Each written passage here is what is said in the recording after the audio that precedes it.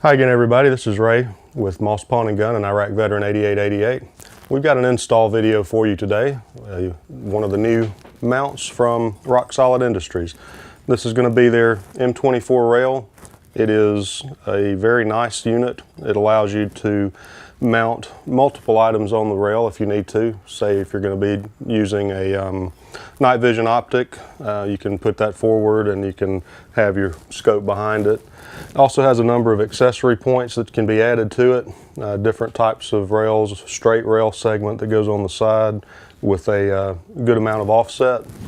There's also an angled mount that can go on there as well, and there's 2 points that you can add these on the rail.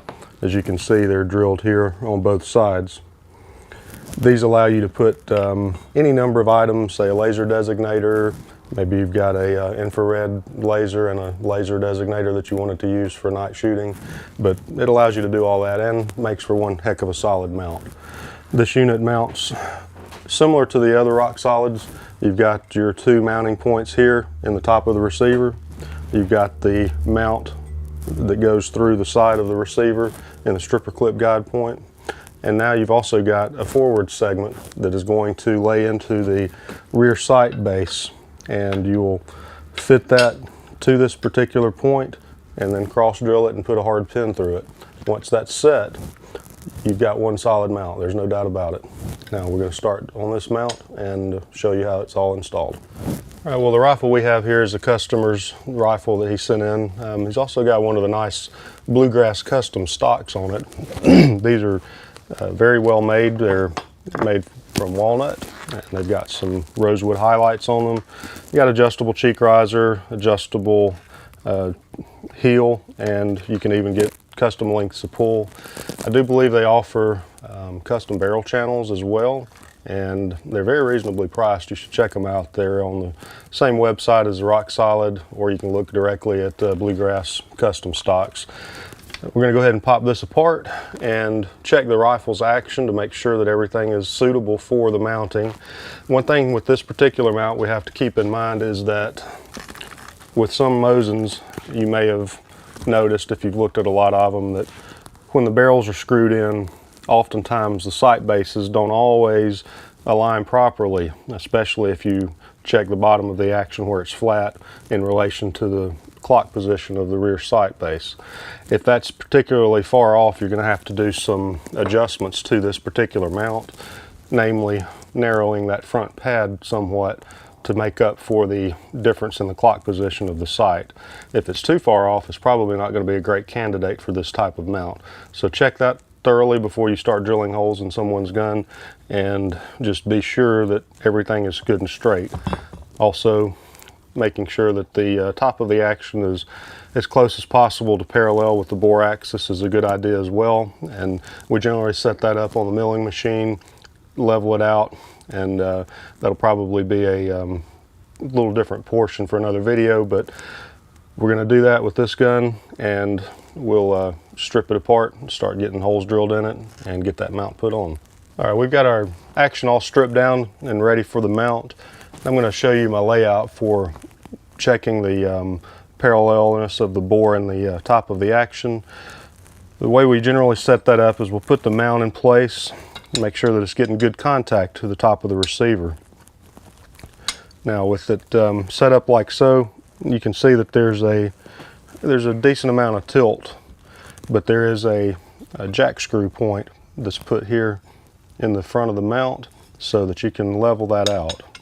And there's also going to be a little bit of machining necessary on the front here so that it'll sit far enough forward. Right now it's sitting back over the action a little ways, but in the earlier version of this mount, one of the prototypes that we were sent, the pad was a little short, and because of the positioning of the base on these rifle barrels, they can be fore and aft a fair amount. So we said that we asked Ken to go ahead and lengthen that, and that way it can be dressed down if there's a lot of differences between the two, the mounting points on these rifles, and there are. You'll run across a lot of that. So with the extra meat there, we'll be able to move it forward enough to where it sits in place and looks good and doesn't interfere with the action.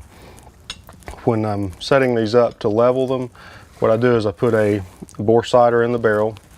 I put this on my milling table, and it's a, I also have a laser level that sits on top of this, magnetic laser level, and we shoot that across the shop. It's about 60 feet across the shop, and we measure the distance between the bore center line and the laser on the actual laser level.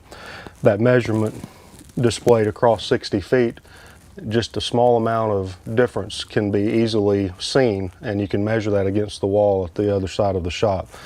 So when you do that, you can make minor incremental adjustments to your mount just by tilting it back and forth with the jack screw up front. Once you get that set, you'll Loctite that jack screw in place, and then make sure everything else is set, and then you can cross drill your front 2 holes here. That way the mount's going to be very rigid and solid. You can even go so far as to include a little bit of forward tilt if you're really looking for a long range gun and you need those few extra minutes of angle to get a scope to adjust in at, say, 800 to 1,000 yards. So nice and easy way to set that up. And you know, laser level is not terribly expensive. Of course, most of you probably have a laser bore sighter or can pick one up for, again, not very much money. So that's the way we set these up to make sure that they're good and square. We've got this action set up in our little Tipton gun vise, and doing that so that I can just mount the rail in place, get a couple of measurements here for how much we're going to have to remove on the front, and it looks to be like it's going to be around 1/8 of an inch, maybe slightly more than that. So we're going to take this over to the milling machine and mill this off the front. There's a few other ways you could do it too. You could certainly do it with a hand file. Just get something that's got fairly coarse teeth on the file, because it's aluminum. It'll keep the file from pinning on you, and just dress it down carefully. You can use that as a recoil shoulder if you want, as long as you've got enough meat for the pin to actually grab in the mount once it's set in place. That's really all you need, because you've got that pin and 2 screws here and 1 screw in the back that are going to be recoil shoulders as well. So it's not necessary to have it fit perfectly to the front, but it does make for a good reference point if you do so. All right, now we've got our forward mounting pad cut to where it needs to be so that it all sits forward nice and flush. And if you look here, you can see where the rail sits in relation to the ejection port. So it's going to be just in the perfect positioning. Say also for the side mount that has to go through the stripper clip guide. Now, the one thing that this rifle does have a slight amount of is going to be some rear sight base out of clock position. It's about 1, maybe 2 degrees to the right.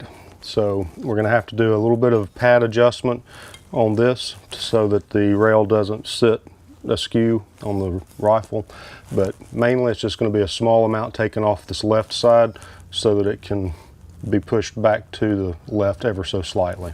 All right, we've got this unit clamped up in the vise. The 2 points here clamp the rail parallel to the bottom of the action so that everything is going to be in proper alignment. There's not going to be any rotation to the left or to the right.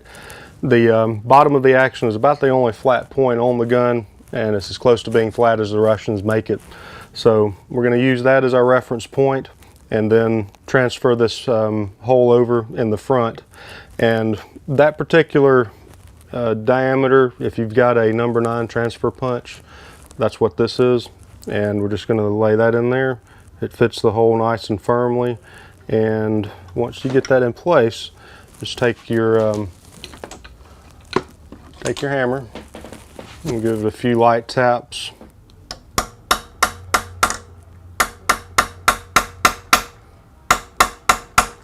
As such.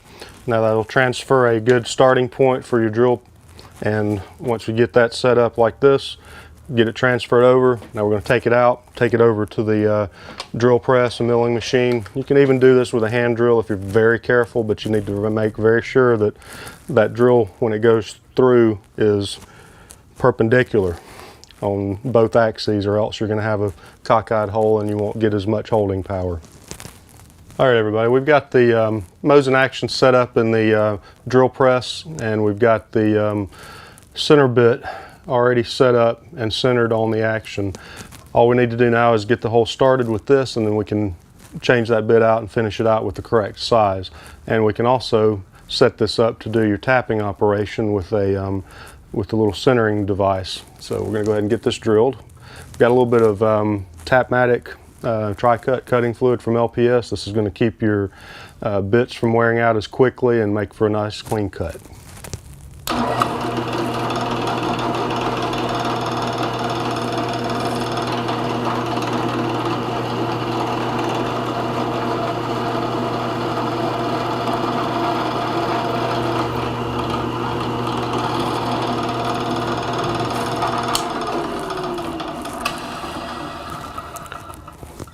Guys, if you're doing any work around these drill presses, motorized equipment, don't use rags or towels because they can get wrapped up in the chuck or in the tools. Just use a brush, especially if it's running and you need to clean the chips away. Just use a brush. If it grabs a brush and yanks it out of your hand, it's just a brush. It's not going to be a finger. Whereas a towel, even a paper towel, can wrap up tight enough to pull your finger into it. So stay away from it with towels and such. Brushes only. All right, we got the initial hole drilled. We're going to change out the bit for the size we need for the hole. I believe these are going to be number 10 screws that come with these mounts. So we're going to switch that out right quick. All right, we got our number 21 bit, which is the correct size for the number 10 screws that we're going to be using in this mount. Get that set up in there.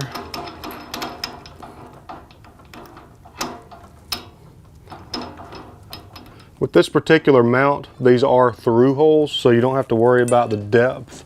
The one thing you do need to be concerned with, though, is making sure that that mount is sitting exactly where I showed you beforehand, because this forward hole is right next to the chamber. And if you get it too far forward, you will damage your chamber. But at this point, this comes just in front of the chamber.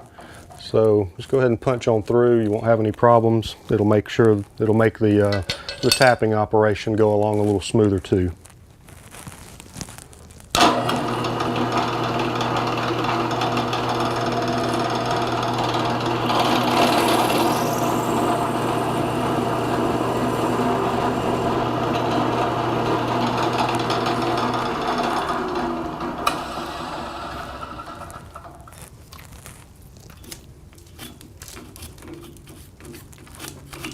All right, now that we've got that hole set up, we're going to get the tap and die set out, and we're going to tap this to 10 by 24 right-hand threads. All right, guys, this is how you set up your drill press if you've got one for drilling after you drilled, setting up your tap so that you can push directly on center with that. This is a transfer punch. It's nice and straight and parallel. Once you get it set up and centered over your hole, you'll be able to just press down with your drill press, and you can see that that cleanly goes into the hole nice and straight. So that means that this axis is directly on center with the hole. Once you get that set up and get your distance right for your tap and die set up, go ahead and pull your transfer punch out. Set that aside.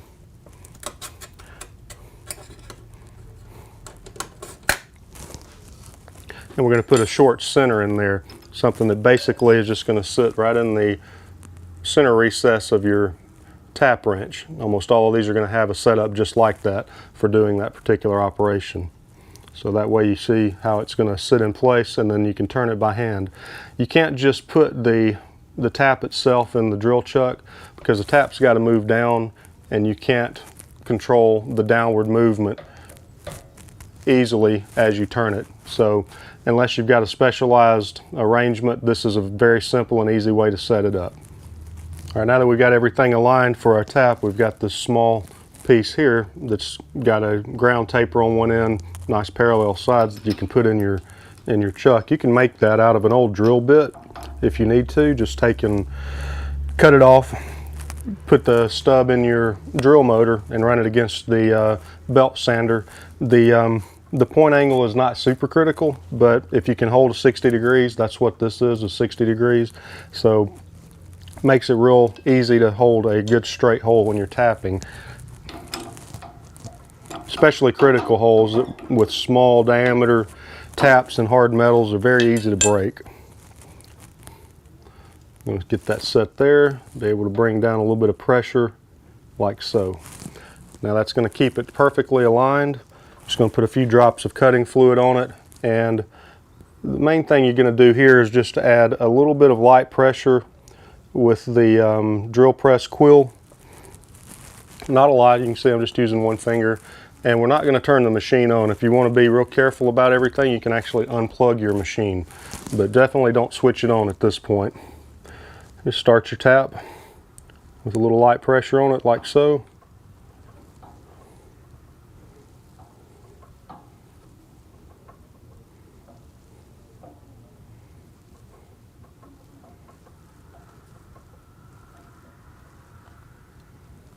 And you'll feel it as it starts to bite in. You'll start taking, and you'll see the handle moving slightly in rotation. And you're going to back off occasionally to break your chip so that you don't load your tap up too much.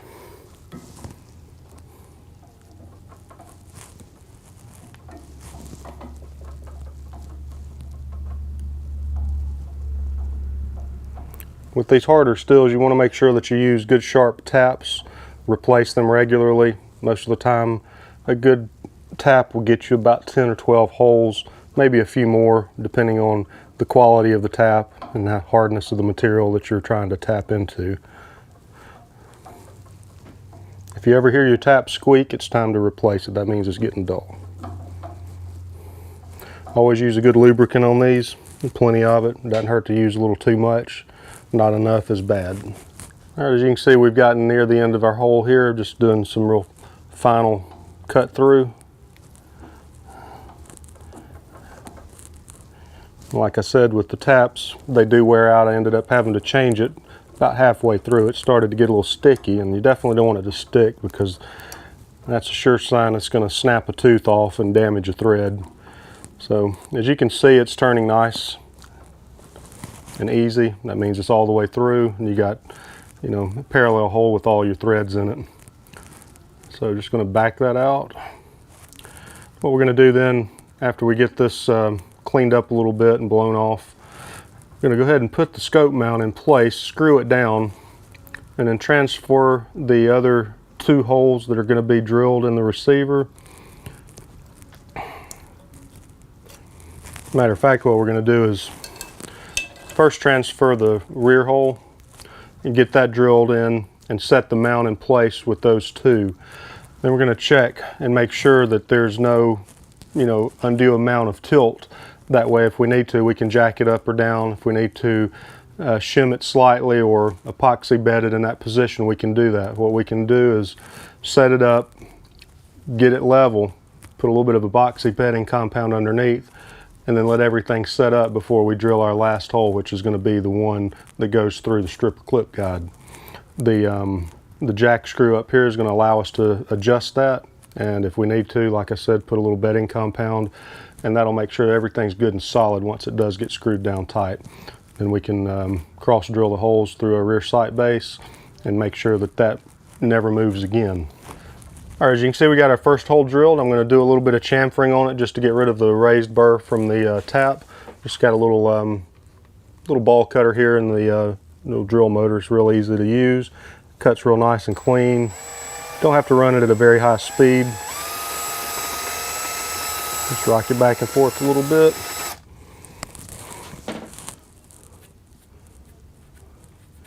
A little bit more.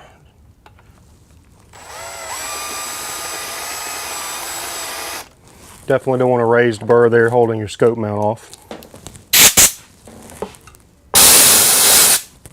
Just rub your finger across it there once you get your burr removed and make sure that there's no sharp edge at all.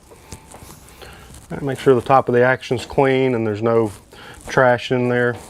Go ahead and set your mount down in place. Once we get that in there, we're going to run the screw in place to hold it firmly while we transfer the second hole. All right, you can see the hardware that Rock Solid sends along with their mount. This is just the mount hardware itself.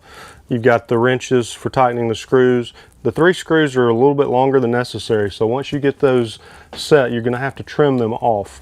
This is the jack screw that goes in the front of the mount here, and then the roll pin that is used to hold the mount in place here at the rear sight base. Also comes with a drill bit so that you can cross drill the front of that mount once you get it in place. Go ahead and set that down in there, screw it down.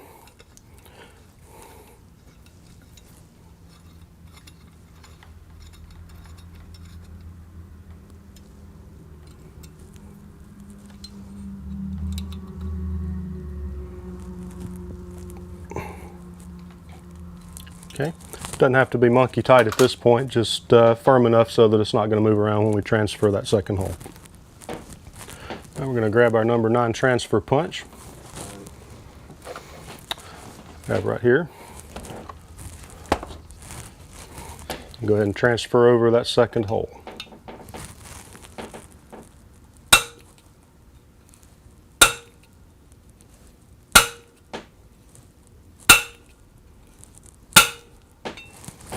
And that should leave a nice mark that's easily seen, easy to put the center drill in. Go ahead and pop the mount back off.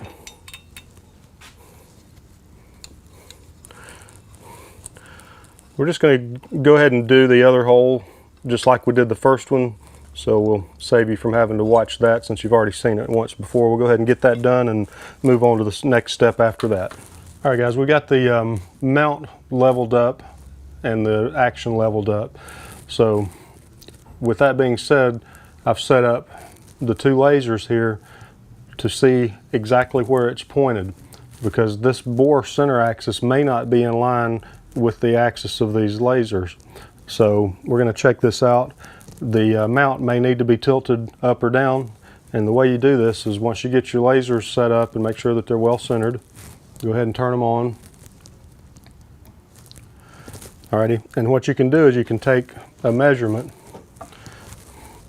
get yourself a good ruler or a good solid square. I've got this set up at the 10 millimeter mark. What we're going to do is hold it up here, and you're going to be able to see the 2 lasers on the rule.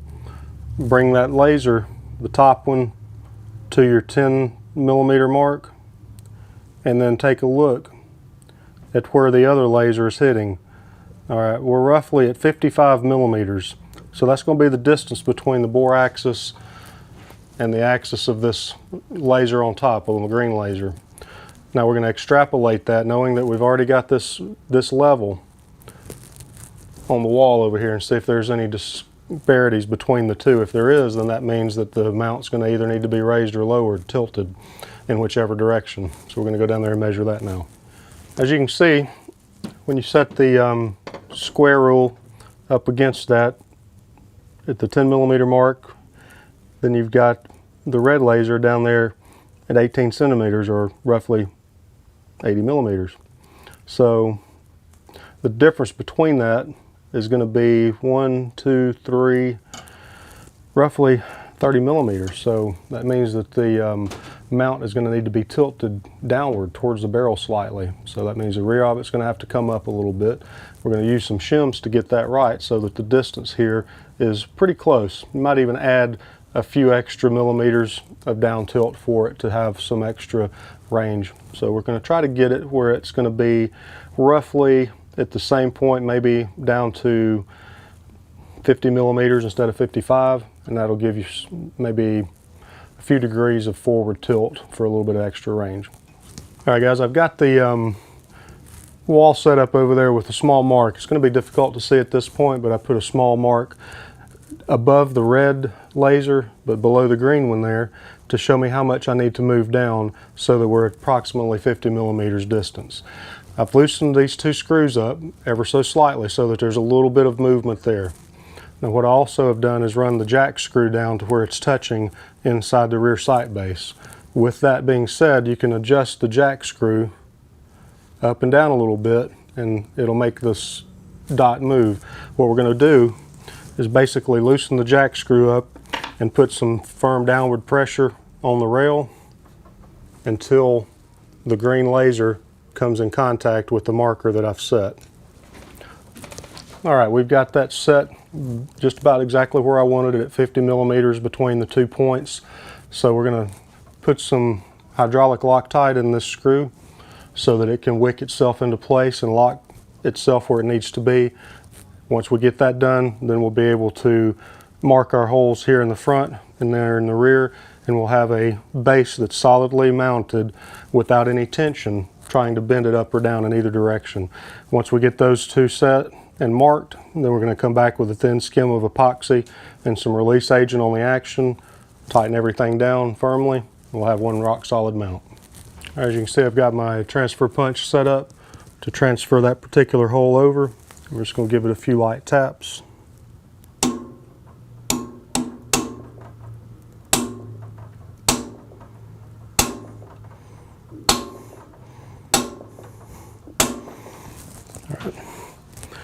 All right, at this point we're going to pull the mount off and we're going to drill that hole out. Basically the same process is used since this is 90 degrees from these two. What we're going to do is set the action up, turn it 90 degrees and use the jaw face on this XY axis clamp to make sure that we're at 90 degrees, and we're going to punch that hole through with the same starter countersink that we used before, and use the same process to drill it and tap it while it's still in the machine. That way there's not going to be any chance of the hole not being perpendicular. So we're going to go ahead and get that set up.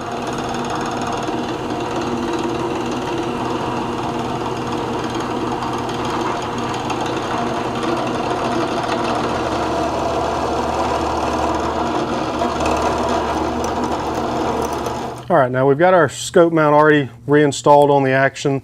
Got the rear mount point set, and we also milled a little bit off of the rail to account for that little bit of right cant.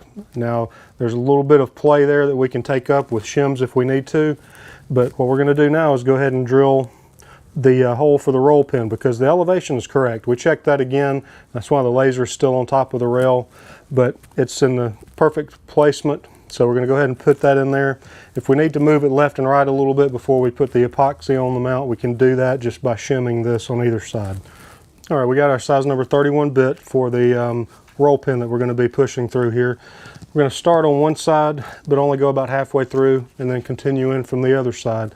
That way, if there's even a slight bit of misalignment, it'll meet in the middle and it won't show up on the other side. You won't have the hole coming through where it's not supposed to be. So we're going to go ahead and get this done about halfway through over here.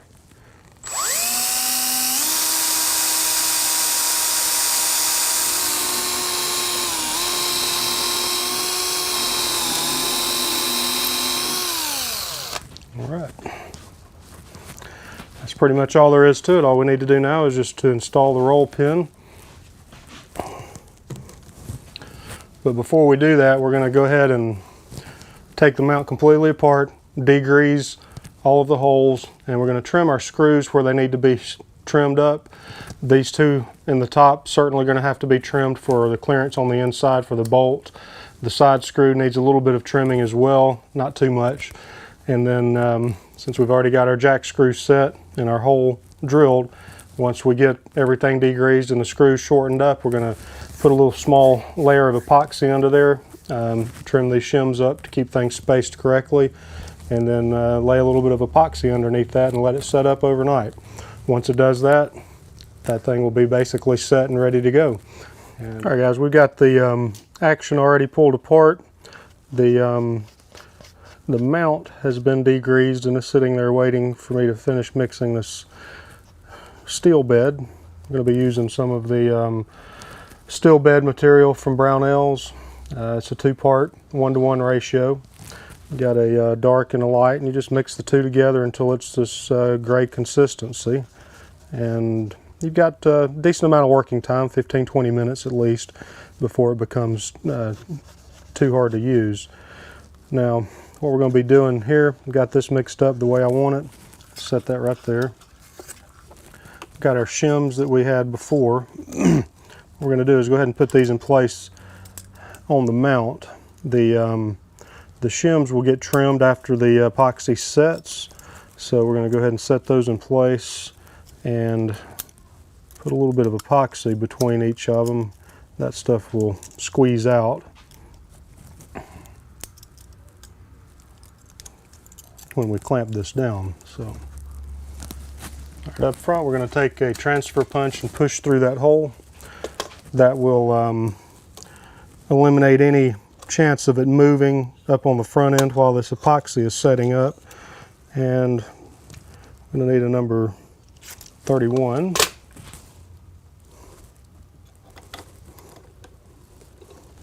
Slip that through there.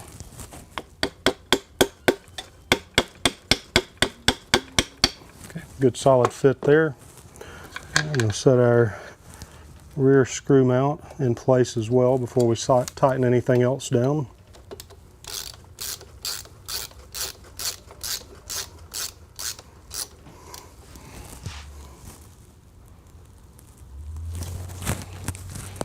I'm going to go ahead and pull these down. As you can see, the epoxy seeping out on each side, which is what you want. You want to have an excess so that you don't have any voids underneath when it tightens down. That stuff will move around where it needs to go.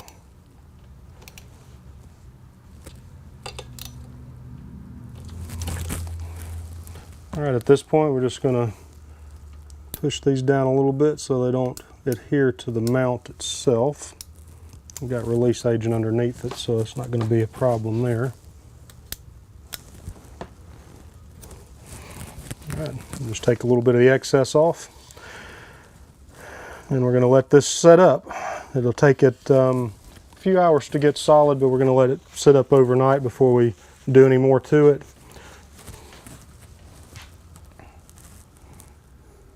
Hopefully you guys have found this informative, and maybe you want to take on that project yourself or send us a rifle to set up for you. We'll be happy to do it.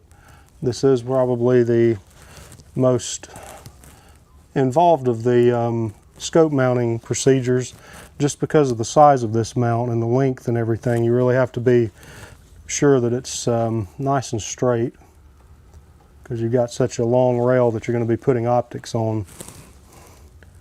If it's not straight, it'll show up really quick. All right, guys, we pretty much have it set up. Just going to let it sit and cure.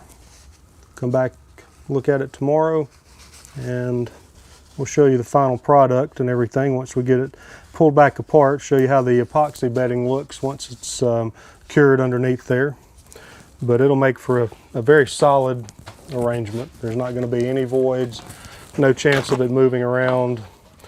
It'll also help keep the screws tight, even with Loctite on there. The heat expansion and contraction can make a difference. It can make any mount loosen up over time, but the way we've got this set is going to minimize any of those issues. All right, guys, we've let this set up for a couple of days now, and we're going to pull this rail off and let you see how the epoxy set up. We also need to touch up the finish a little bit where we had to mill it down here.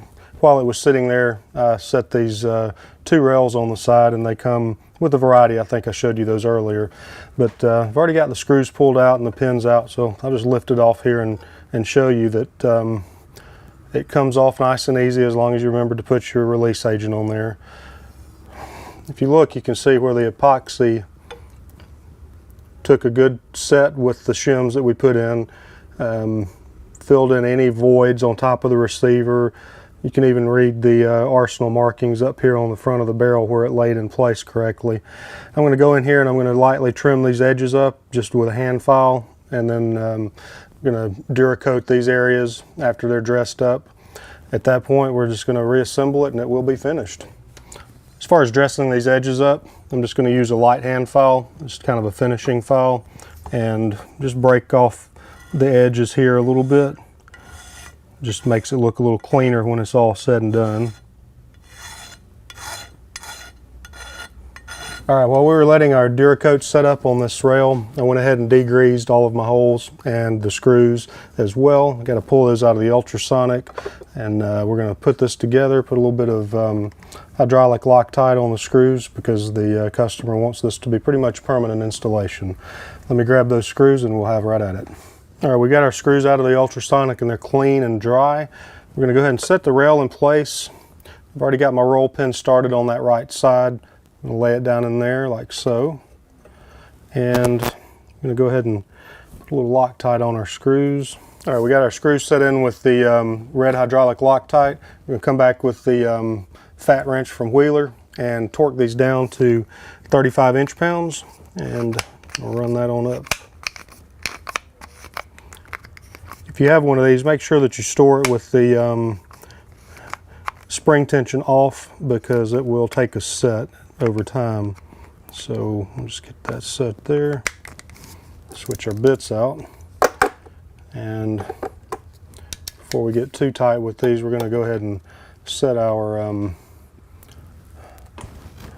cross pin in place here.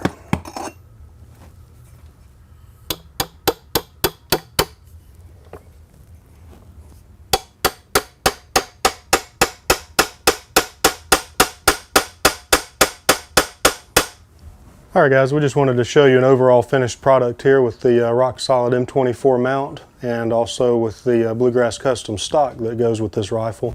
This unit's going to be a mid-range hunting rifle, and we've got a nice Zeiss Conquest scope and some Warren Maxima rings that we're going to install on this as well. We're going to show a different video for mounting scopes with this particular gun, but you'll get to see this gun in action. We're going to take it out to the range and accuracy test it. I hope you guys enjoyed our video. Please leave comments, check out our subscriptions, and if you have any questions about the Rock Solid Industries or the Bluegrass Customs, the links will be in the box below, so check those guys out. We appreciate you guys watching. Have a good day.